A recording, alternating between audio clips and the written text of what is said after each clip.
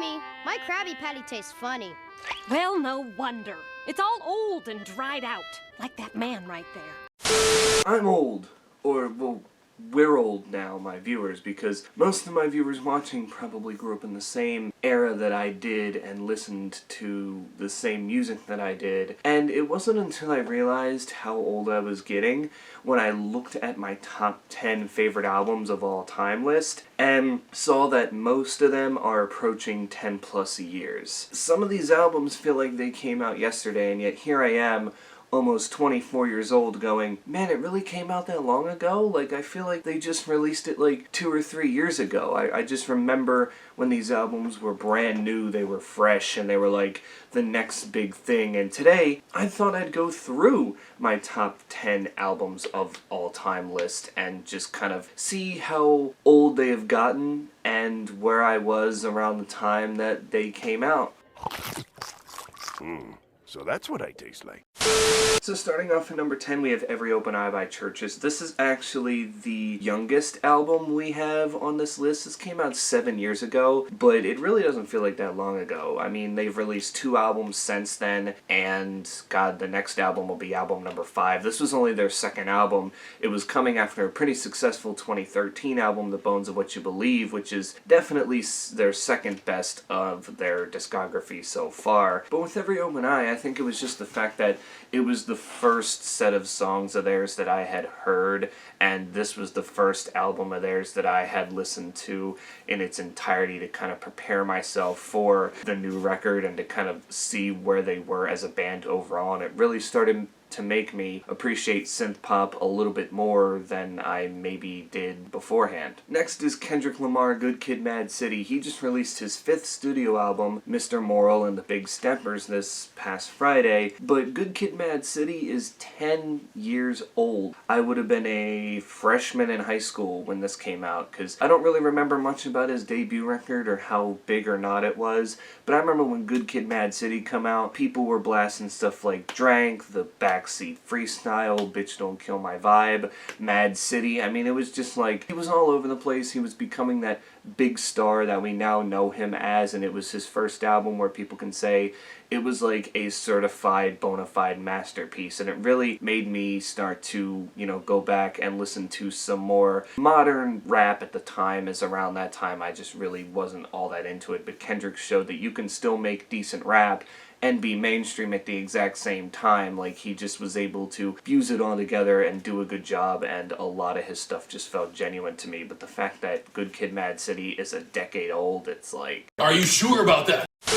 Then we have Fully Ado, which is 14 years old. This is my favorite Fall Out Boy album. It's probably the most underrated Fall Out Boy album, as it's the last time they really felt any sort of resemblance of rock in a way, even though I would say Save Rock and Roll maybe had a little bit of tinges of alt-rock, and I guess kind of the same can be said for American Beauty, American Psycho. Now, not so much. And with Fully Ado, again, I think this one was just weird to me because I remember them releasing Infinity on High the year before, and then this was like their quick follow-up. Now, they usually were quick to follow up, as their first 3 albums came out all 2 years apart, but we had never gotten anything from them back-to-back, so to kind of like see this and to see where the band was at, it was like a good change that I think people underappreciated at the time, but me right away, I was like, you know, this still sounds pretty cool. I can get with this. The lyrics are a lot more weirder, but I mean, you know, for what it is, it still sounds like Fall Out Boy. It still sounds like what we've known them to do, and I mean, to this day, it has some of the most underrated classics. Number 7 is Panic at the Disco's Pretty Odd, which, like Fall Out Boy's Fully Ado, is 14 years old. They were riding high off the success of their first record, that by the time Pretty Odd came out, it was definitely a different step in a different direction. They kind of sounded more Beatles-esque, Beach Boys-esque in a way. They were doing some different things with their sound, and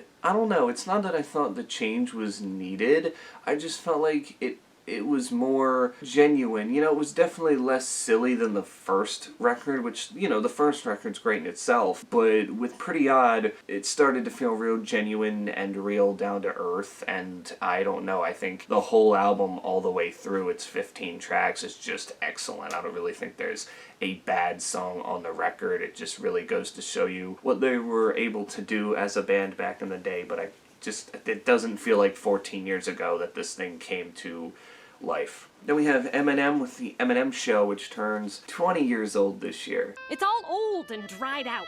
I mean, my god, maybe I was a little young when this came out, but like, even when I started following Eminem, this album wasn't even 3 or 4 years old yet. It was getting to that range, but it wasn't quite there yet. I think once I discovered Eminem, it was right around the Encore era. This record, to me, was pretty much his best, even though people say, no, it's the Slim Shady LP, it's the Marshall Mathers LP. But to me, the Eminem Show was like his peak, because this is when he started mixing that serious kind of songwriting that he's been able to do with the more silly, more trolly stuff. And I felt like it was a good mixture that led to, again, a lot of great singles and a lot of great deep cuts that I think, again, still hold up to this day. And it was really the last Eminem album where I can say it felt almost perfect. These last 5, they definitely do hurt me. And that's Linkin Park's 1,000 Suns being 12 years old. Again, I can't believe it. They've had 3 albums out since this, and it just doesn't feel like that long ago. I feel like this is something they dropped only like 3 or 4 years ago, and I mean, with time, I guess it's aged better than when it first came out, so that's probably why it feels newer. And I even remember being disappointed with it the first time it came out. I mean, how do you go from a 3-string album where, you can definitely say, oh, you're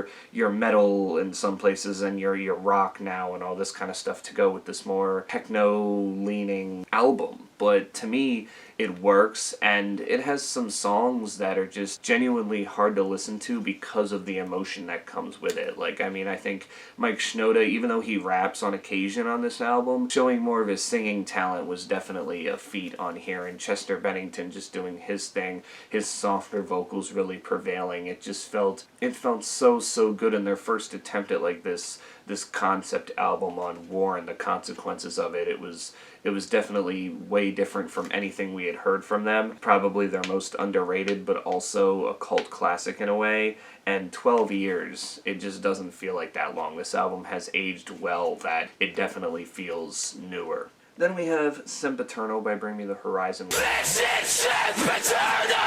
This record made me look at metalcore in a different light, as I was one of those people back then that thought metalcore was just all the shouty, you can't understand them and all this kind of stuff, and I really wasn't a fan of it. But when Sempiternal came out and Bring Me the Horizon was using these electronic elements and also, this more alt-rock sound mixed in with it, I felt like this is where metalcore should go. It doesn't need to be heavy all the time, it just needs to have that energy, and this whole album had an energy. And you look at the albums they've released since this has come out, and it's definitely a different step now for Bring Me the Horizon than it was here, as a lot of people would say this was a big change because it wasn't as heavy as their first 3 records until, like I said, you'd figure out where they would go with their next releases after this. But I felt like it was perfect. It was what Bring Me the Horizon needed to be, and again, it doesn't feel like 9 years ago. I still feel like this is something that they've, most recently done, because metalcore, even though not as popular, it's still being used in a lot of different genres that I feel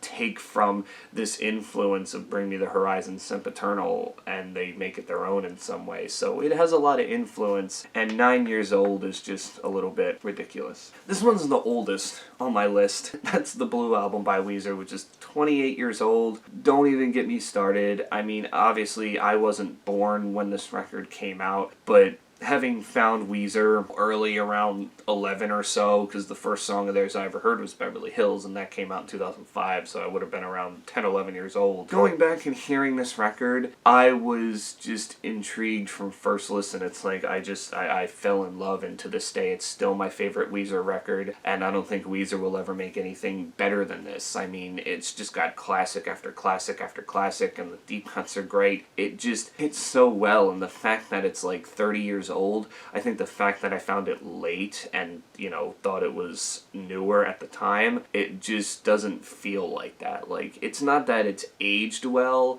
I think it's just so good that nobody ever really pays attention to what it sounds like for its time. It's just got all the right things with it that really make it age like fine wine. Number 2, Paramore's self-titled 9 Years Old. This one hurts because it's really the album that made me start to widen my musical horizons. Even though I was listening to different stuff and whatnot, I really wasn't super into music like I am now. Like, I was kind of like a casual fan. I'd listen to stuff that I'd like, and that was really about it, and maybe keep up with the mainstream here and there. But when this album came out, self-titled by Paramore, I knew them as the, you know, pop punk band from Tennessee when I was growing up. And then when this album came out, they didn't have the Farrell brothers, so they were a trio now, and they were taking this different direction. And it's one of those albums where it's long. It's over an hour long. It's got 17 tracks on it, but it flows so nicely, and there's really no filler throughout the whole entire album. And not only did this album make me fall in love with the band, but it made me fall in love with music more. It made me want to explore more of what was out there, because Paramore was doing all these different sounds on this record.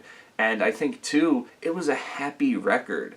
Like, at the time, I was going through a lot of my life that I needed something happy, something cheery in my life, and this record was definitely that. It was just the whole, you know, get up, do whatever you want, don't let people tell you what you can and can't do, all that kind of stuff. It had that upliftingness to it, and to this day, it's a great record. Even though it's not my favorite Paramore record, I put it on my favorite albums of all time because it just has that staying power for me, and it's done so much, and this channel probably wouldn't exist without the existence of this album. And number one, as most of you know, it's one of the few albums in my lifetime that I think I've given a perfect 10 out of 10 score to. That is Americanity by Green Day being 18 years old. I remember this being brand new. Green Day was everywhere. This was their biggest release since Dookie, because at the time, you gotta think, before Americanity came out, they were kind of declining in their career. The follow-ups, Insomniac, Nimrod, and Warning, had kind of their success, but not as big as Dookie, and with Warning, a lot of people thought that was probably the nail in the coffin. Then they had the tapes for their next studio album, Cigarettes and Valentine's Stolen, but instead of taking their time and rewriting those songs, they decided, let's just make a completely different album, a concept album here called American Idiot, and that was the one that blew them back up. They released the title track as the lead single, and it's one of the few albums where it just got so many number one hits that everyone just remembers, from the title track to Wake Me Up When September Ends, Holiday, Boulevard of Broken Dreams, and even Jesus is Suburbia. I don't think it hit number one, but it was made a single, and to me, Green Day on that record was just the master of making these multi-layered long songs. Not only Jesus is Suburbia was on there, but they also had Homecoming, which again, I might be a little bit better than Jesus of Suburbia in a way. Plus the deep cuts, man. The deep cuts could be singles of their own. Saint Jimmy is one that they still sing live to this day, despite it being, again, a deep cut off of an older album. It's just one of those hard-hitting, hard-punching songs. There's other songs, too, that fans don't necessarily like that I do, like Gimme Novocaine, which leads straight into She's a Rebel. I absolutely adore that one. It's a short 2-minute track. I don't know, it's just got that punchiness to it. They mix a lot of stuff together, but to me, this was the album that introduced me to them, and at the time, again, it was just one of those things where it was brand new to me. This was a new band, so I didn't realize how old they were, and now looking back at it, this September, this album turns 18, and I don't really think I'm ready for that. I mean, this album's been around most of my life, and I've been listening to it most of my life, that I guess I just can't accept the fact that it was there when I was a child, and now as a 24-year-old, it's right here, still there. And with me being like a super hardcore Green Day fan, I don't feel like anything they've released after this has been better. They tried to replicate this with their next album in 21st Century Breakdown, and although it had its moments, it just didn't hit as hard. They had the whole Uno Dos Tres trilogy debacle, and Revolution Radio was good, but definitely not up to the standard that American Idiot was, and of course, Father of All, well, that was an adventure itself, but a lot of people think it was a troll album because it was their last record with their previous record label before this, but to this day, American Idiot will always be my favorite record for the way it just did things for me musically. I mean, I just was so into it, and it was the first album, I think, that just from top to bottom, I didn't hate anything that I heard. Like, I wasn't like skipping around to listen to other songs. I was willing to wait and just keep it going, as it's just so well sectioned, so well done, and everything about it is just 100% awesome. Old. So yeah, that's how old I am, guys. These albums, my top 10 favorite albums of all time list is definitely something that maybe should get updated, because just looking at how old these albums are, I'm just like, wow, there's no way. I feel like this came out yesterday. But you know what? We all grow old, and things from our childhood tend to be more further away than they seem. And trust me, I have been feeling more nostalgic lately, especially with MCR recently dropping their new song and Paramore coming back, and apparently Panic at the Disco is now teasing a comeback very soon. So it just feels like 2007 all over again. I feel like the only thing missing is Fall Out Boy in this picture, but I don't really know what they're planning to do, because now they got to do the, I think, UK portion of the Hella Mega Tour, so who knows what's going to happen there, or even when they're going to drop an album, as so far I think they're on their longest break in between albums, more than the hiatus was, so that's very interesting. It just, with all this whole pop punk coming back, and a lot of these old music genres were popular when I was younger, now coming back to light into the mainstream, it just feels like my childhood all over again, and it makes you feel like it's not that old, but in reality, it really is. And I know some of these aren't even a decade old yet, but some of those just still feel brand new, fresh in my mind, that it doesn't even feel like they're approaching 10 years. It's like, are you sure that didn't come out like at least 4 years ago? Like there's no way this is that old. It's like when I look back at the first Transformers movie, that's 15 years old, and I remember seeing that in theaters as a kid, being excited, brand new, just hyped up for it. The first Spider-Man movie is 20 years old. Like, there's also movies out that have been out for a while that just don't feel that old. MCU's goddamn 14 years old. It's the same age as Pretty Odd and Folie à Deux, and I'm just like, are you sure? Can we check that again? No, Iron Man came out in 2008? Well, fuck me. I was 10 years old when the MCU started. Now here I am, as an adult, still enjoying it to this day. It just feels so weird. It really, really does. But I'd really love to hear albums that are your absolute all-time favorites that are older than you think. Like, you look at them and go, huh, okay, didn't realize they were that old, and just kind of, you know, give me your opinion on them, why you love it so much, and what it did for you music-wise in your life. But until then, stay safe out there, wear your mask, get vaccinated, and I will catch you all in the next one. I am old. How old are you? 16. I'm my grandmother.